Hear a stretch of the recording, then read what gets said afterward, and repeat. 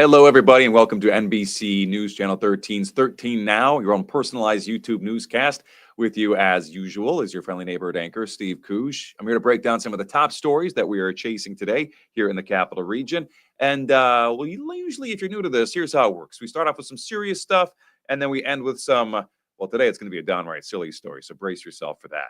We're starting off with one of the big stories we're tracking right now. It's not horse racing season yet up in Saratoga Springs, but we do have a lot of horse equine specialists in our area. One was just arrested for animal abuse. This is, again, our top story. This woman was found with 9 animals on her farm, seven of them horses that were in really, really tough shape. This 57-year-old woman was just arrested for neglecting all of these animals. 7 of those horses, again, were seized from her. This unfolded at a farm in Corinth, and now all those animals, thankfully, do have some new homes, but others are in a hospital recovering tonight. All of this, we're told, started with a special tip. A neighbor, according to our reporter Tessa Bentulin, got to see up close what the horses were looking like over at this other woman's property. And the woman's name, who owns those horses, Tamara Destenko, as you see right here on your screen, she, according to her neighbor, was not taking care of the horses. They looked like they were in really bad shape. Police in Corinth, they went over there, did a welfare check, and they saw, well, the trouble for themselves. This is one of the horses that is in rough shape tonight. Its name is Jazzophone. Jazzophone. He's currently recovering in Saratoga Springs after he had a surgery. He's going to be okay. The call came in about animal abuse back on March 24th in Corinth. 7 horses in total, a goat, as well as a pig were all seized from this woman's home, and she was arrested. Again, her name is, where is it here? Tamara Destenko. The sheriff's office arrested her on 9 counts of animal cruelty-related charges, included torturing. Unfortunately, one of the horses did have to be euthanized because of the severity of its injuries.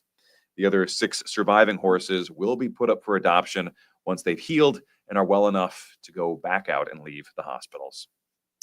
Another serious story that we're tracking for you right now. A daycare worker was arrested over in Queensbury for assaulting a little child that she was trying to put to sleep. Yeah, it got pretty serious over here. And now this woman under arrest. I'm going to show her your picture here soon. The arrest was made in connection with this daycare center assault. Helen Openkak. She's 72 years old. 72. She's now been charged with endangering the welfare of a child. Authorities say she pulled a child, a 2-year-old, who refused to lie down for nap time.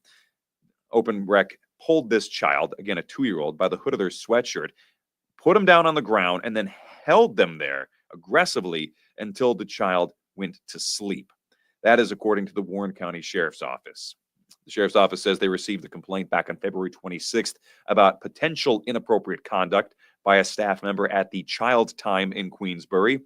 Openkak was processed and has since been released from the Warren County Sheriff's Office.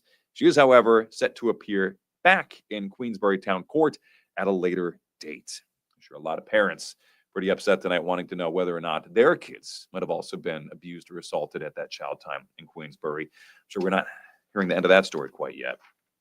All right, well, here's our final story of the night. If you were watching NBC News Channel 13 at 4 o'clock today, boy, did you see something interesting here.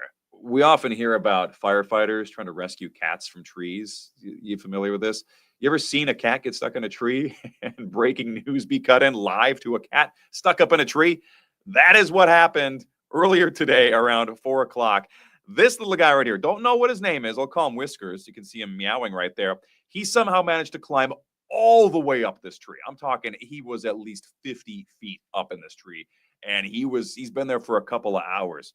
Definitely one of the strangest stories we've reported on all month. I mean, but is it that strange? Cats get stuck up in trees. We just usually don't see it like this.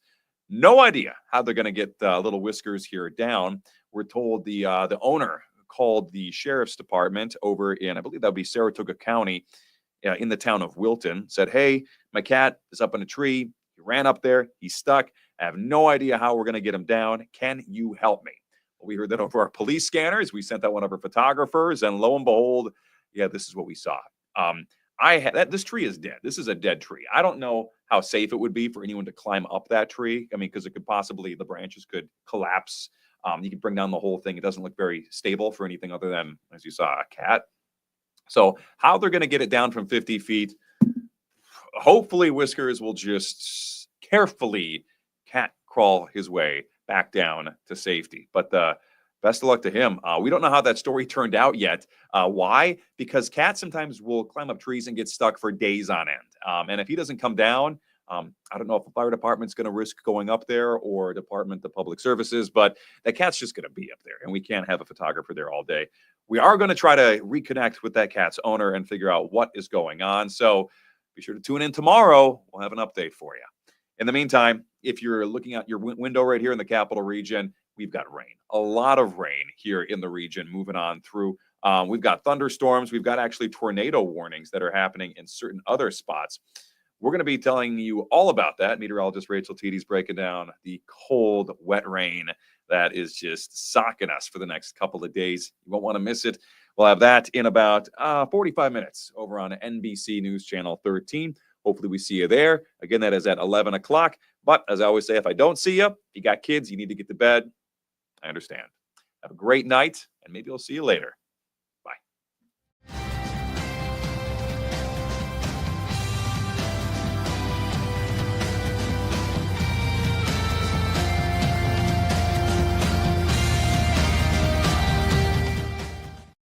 Throw up my graphic again.